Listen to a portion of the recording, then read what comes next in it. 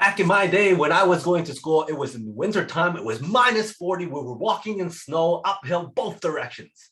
Hi, welcome to another episode of Unlocking the Mind Behind Make More Work Less. My name is Fong. I'm an entrepreneur, business strategist, real estate investor, speaker, and also a best-selling author. And every single day, I help others unlock the potentials and guide them to succeed. Today on Unlocking Mind, we talk about another common bias. And the reason why I have this show is so that we can better understand how our minds work, make better decisions, avoid certain cognitive traps, and of course, build better relationships. So for today's common bias, can you relate to that story I said at the very beginning? When you went to school, did you walk in -40 weather, in snow, going uphill both ways? I'm sure you did. When you were studying in university or studying college or studying in school, were you studying all the time? It was really hard, no rest, no fun. It was just study, study, study, study, study. And you still may not have gotten the top marks because it was that hard. Do you remember that very first marathon you ran? There was no stopping, there was no resting, there was no water anywhere throughout the entire path. It was just hard, hard, hard. I'm sure that's how you remember it. And that's because of change bias. And if you hear other people talking about how hard and how difficult things were about the stuff that they've achieved, it's because of change bias. That is when something that can occur after a person reaches a certain level of achievement by remembering it as in the past as much harder than it actually was. We tend to remember things that was much harder than it actually was because at that moment in time in the past, we thought it was hard. We were so emotionally engaged as to how hard it was, that's all we could remember. But we forget all the other stuff that's around it that may not be as hard as we thought. Did we actually study all the time? Probably not.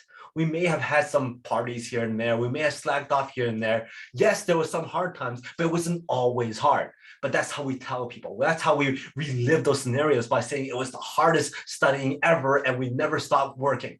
Same with going to school. We remember all the tough days of walking in snow and during the rain and going uphill, but it wasn't uphill both directions, but we remember the pain, remember how hard it was to go uphill that once, and therefore we kind of exaggerate the story by saying that we were going uphill both directions.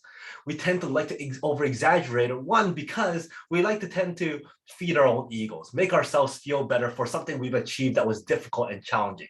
Two, we might be doing it to scare other people, to make us feel better, as to show them, hey, this is what we achieved, what have you done? And that's why we tend to do something like this. That's why we kind of fall prey to change bias, because we want to boost our ego a little bit. So next time we start talking about what happened in the past or how challenging something was, we should take a step back and ask ourselves, was it really in fact as hard as we're going to be telling it?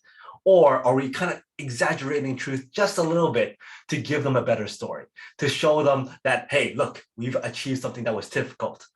Or are we trying to save them from jumping into something that is really actually difficult? Before we fall into change bias, ask ourselves those questions so that we're not over-exaggerating how hard it actually was. Maybe it was actually easy, and it's different for everybody. So that is change bias. Hopefully you enjoyed this episode on change bias. And if you did, please go back and watch some of my other episodes on Unlocking the Mind. And if you like Unlocking the Mind, we have a lot of other shows, the Peak Potential Success Show, the Mastermind Bites, and of course, the Make More Mind Bites that's up every single week. So until next time, thank you very much for your likes, support, your subscriptions, and your comments. I love seeing those comments. And until next time, today is the day to unlock your peak potential. I'll see you later.